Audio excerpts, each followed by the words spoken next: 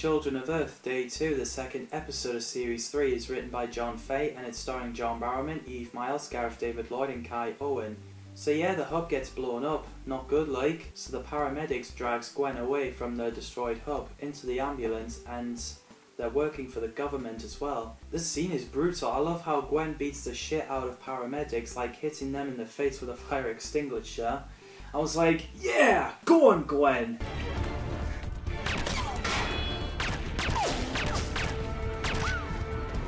The gunshot sounded like something you'd hear in Lego Batman game, which is awesome. When they kept trying to shoot Gwen and Ianto, it was pretty intense.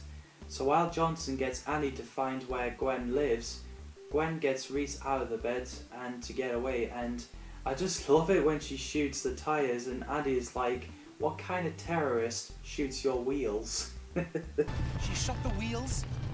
What kind of terrorist shoots you wheels? A clever one. So the soldiers broke into Davis's house to search for Ianto. The scene where they pointed guns at Johnny Davis, who's lying naked on bed, is hilarious. And yeah, the kids must be traumatized. Think how it would feel if you're lying in bed and the armed police broke in and pointed guns at you. Oh god. So while Gwen and Ianto are on the run and John Frobisher saying goodbye to his family, the fireman has found an arm, as it would be Jack, as he's eventually regrow his limbs and building himself back up like Wolverine and Deadpool. So Johnson and her soldiers took parts of Jack in the bag into the cell. As they sipped it open, we see burned skeleton of Captain Jack, which is gross. I was like, oh! So while Lois sees builders building something, Gwen and Reese climbs inside a lorry full of raw potatoes. So Johnny and people from the street shook the surveillance car to distract the soldiers, while Rhiannon sneaks to the car with her laptop to meet Ianto at the park. The bit where Jack is red like Hellboy and screaming was like, holy shit. He'd have been better off staying dead. That must be extremely painful.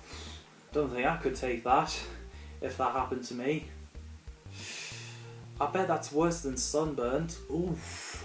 The scary moment is where Kate and Clement kept saying we are coming tomorrow, so Gwen ended up phoning Lois and met up in the cafe, which makes me hungry for Chippy, because they needed someone to trust, which I can't say I blame them. I thought it was amusing when Gwen and Reese got the guy half naked and tied up into the coffin and left him in the country lane, so they drove to the cell block as they knocked one of the soldier out.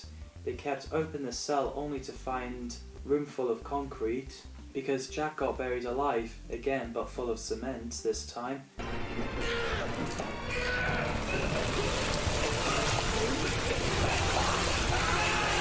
So while Gwen and Reese gets chased by Johnson and her soldiers, Ianto uses GCB to remove Jack's cell.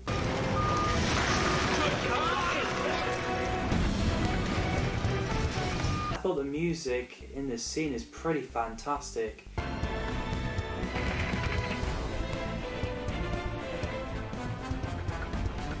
Kind of brutal when Gwen shot the tanker and exploded near Johnson, so Ianto drops the block of concrete down the cliffs. Jack is back to life again, covered in dried cement and completely naked.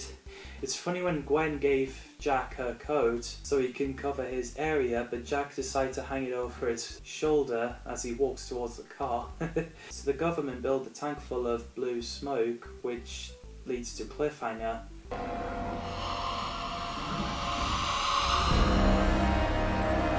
Oh my god, this is really intense. I really love this episode. This is my favourite Children of Earth episode because it's really suspense.